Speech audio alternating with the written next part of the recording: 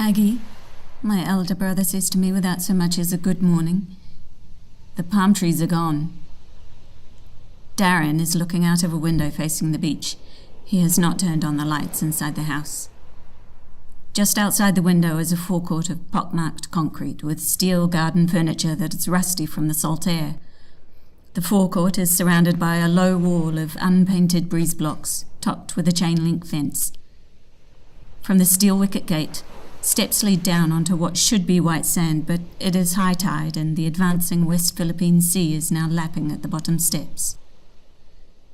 It was only a matter of time, I reply, joining him at the window. Sunrise is 5 minutes away, but even in the darkness I can see that the palm trees that flanked the beachside entrance to the house have finally been washed away.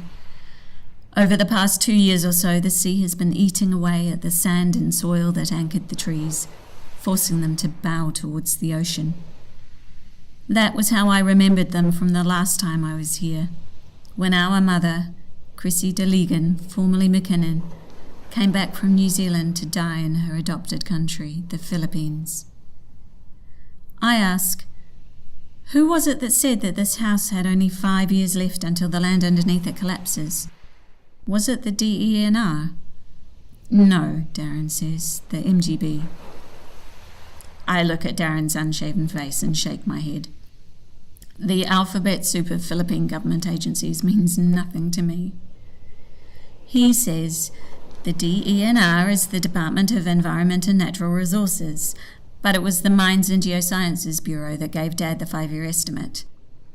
They also said that if a reasonably strong typhoon comes along within those 5 years, the house will be finished overnight. Many other seaside houses here in the town of Candelaria and the province of Zambales face the same threat. How many others, it is impossible to tell. I caress my brother's hair. Your accent. The longer you stay here, the more you sound like Dad, I say. He shudders in disgust. He moves away from the window towards the kitchen. Referring to the maid, he says, Susing is away for a family bereavement, so I'm going to make breakfast for the 3 of us. Will you tolerate dried fish? Tolerate is the word, I reply, then regret it. No, I'm just joking. Dried fish will be lovely. I will just have to wash it down with plenty of water to prevent the food from making me itch all over. He turns on the yellow light bulb in the kitchen, and now all I see in the window is my own reflection. Darren calls out, dried fish plus garlic rice, fried egg, chopped tomatoes, and strong Barako coffee. I know you like heavy breakfasts, so there's a lot of bananas and avocados to round things out. The sound of the sea splashing against the forecourt walls has now been replaced by the sizzle of golden Fiesta corn oil. I'm surprised at how it appeals to me, the stench of the heavily salted dried fish that Darren is frying. Over the noises of cooking and the exhaust fan, I call out, if we did this back in Wellington, the neighbours would be up in arms. There is a dutiful laugh from Darren. I'm relieved to see his mood lightening. I make myself useful and set out the plates, glasses and cutlery at the roughly hewn dining table. Dad doesn't wake up this early? I ask. Darren wipes his greasy hands on a towel hanging from a nail on the wall. He just goes along with my schedule. If I get up late on a weekend, he wakes up late. Today I need to be in Olongapo to talk business, so I'm starting even earlier than usual. Olongapo, I say. That's quite a drive. How long does it take nowadays? 3.5 hours. It's quite pleasant, actually. You might want to do some shopping in the city. Would you like to come along? He looks at me meaningfully. I find myself almost in tears. I'll be fine, I reply. It's been such a long time and Darren is still so angry. I decide to change the topic. How's Helen? I ask. She is a young woman from here in Zimbalist, from the neighbouring town of Ms Cunningham. Darren had met her when she had taken scuba diving lessons from him 2 years before. She would be about 24 now, almost half Darren's age. Helen's fine, Darren says, putting dishes of the steaming hot food onto the table. The sun is now streaming its rays into the house. He continues bustling about, so I venture, any plans? Nup. For a moment I wonder whether nup means nuptials and realise I'm overreading things. It's simply the opposite of yup. I drop the subject. I'll wake up Dad, I say as I get away from the window and move towards the stairs. No, he says hurriedly, and seems almost to want to block me physically from doing so. I'll do it. Darren goes up the creaky wooden stairs to the second floor. Quickly, he's back downstairs. Dad says he's not feeling well and that he'll have a bit of a lie-in. I pour the Barako coffee for Darren and myself.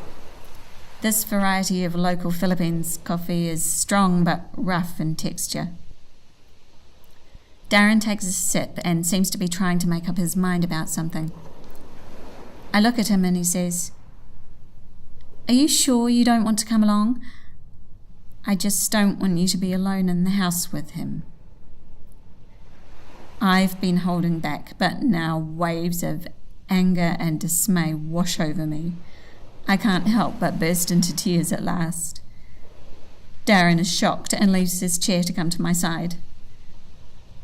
I'm sorry, Aggie. I'm sorry. He puts his hand on my shoulder and I squeeze it hard. I fight to find the words, and when they come I say with a quaver in my voice, How long has it been, Darren? 40 years? And you're still so angry at Dad. He doesn't know what to say. I wipe my tears with the back of my hand. I've forgiven him, Darren. Mum forgave him. When she knew she was dying, she chose to come back here to let Dad take care of her as she breathed her last. That had been 2 years ago. Darren and I had both come along from New Zealand to the Philippines with Mum. She had lived on for another month and a half and died with the three of us at her bedside.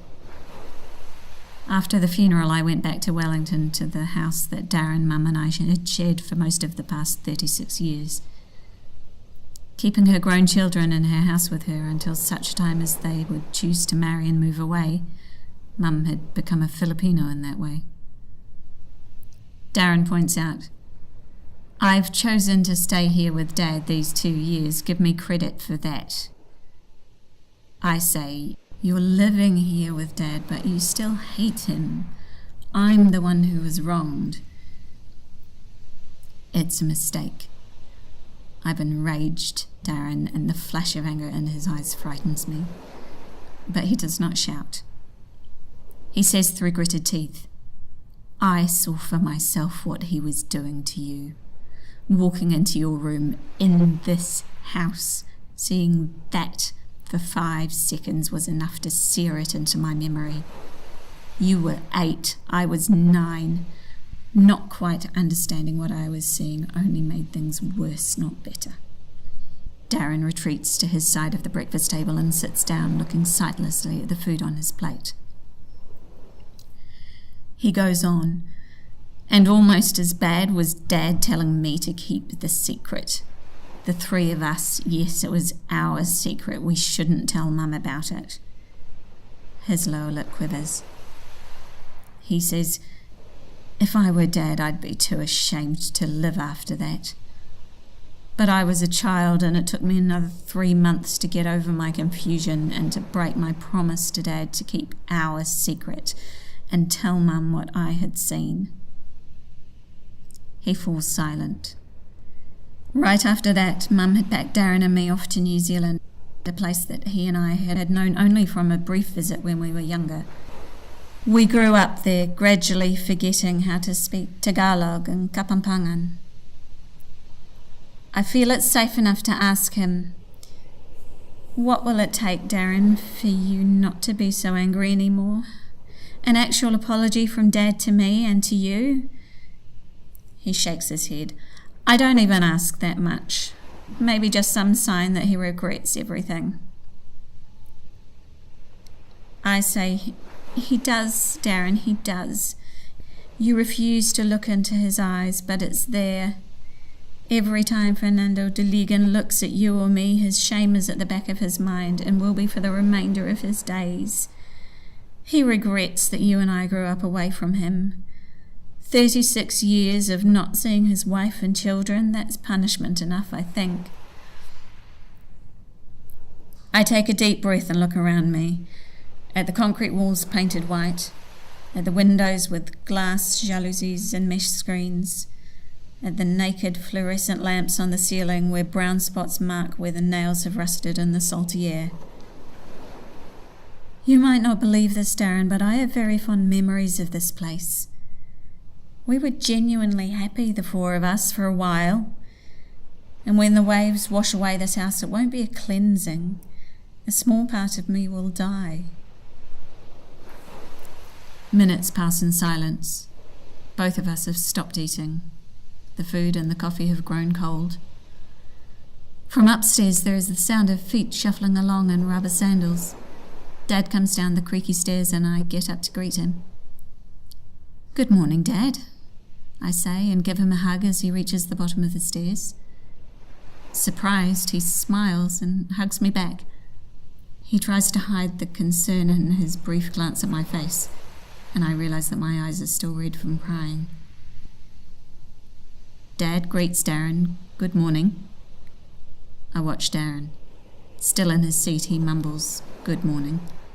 But this time he looks at Dad's face. Dad's eyes return Darren's gaze, look away, and then look at Darren again. "Good morning," he says, repeating himself. As Dad takes his seat between me and Darren says, "How are you feeling now, Dad?" "Better. The dizziness from a few minutes ago has passed," Dad exclaims, turning left and right at me and Darren. He says something in Kapampangan, but Darren and I only shake our heads in comprehension. Dad says, "I meant to say that for a man who's just turned 75, I feel quite spry."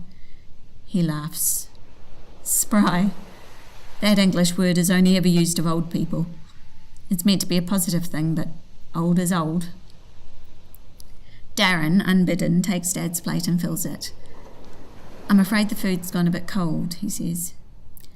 Not a problem, says Dad. "Thank you. Your mum was a good cook, but she would complain that I was the kind of person who didn't appreciate the nuances of her dishes. Sometimes I would eat without noticing that the food was cold." Darren, I'm glad to see, gives that dutiful laugh that I know so well, that he does when he wants to be polite during a conversation. As Dad starts to eat, I clear my throat. I announce, "I'll be leaving soon. I intend to go back to Wellington next week. The documentary crew is waiting for me."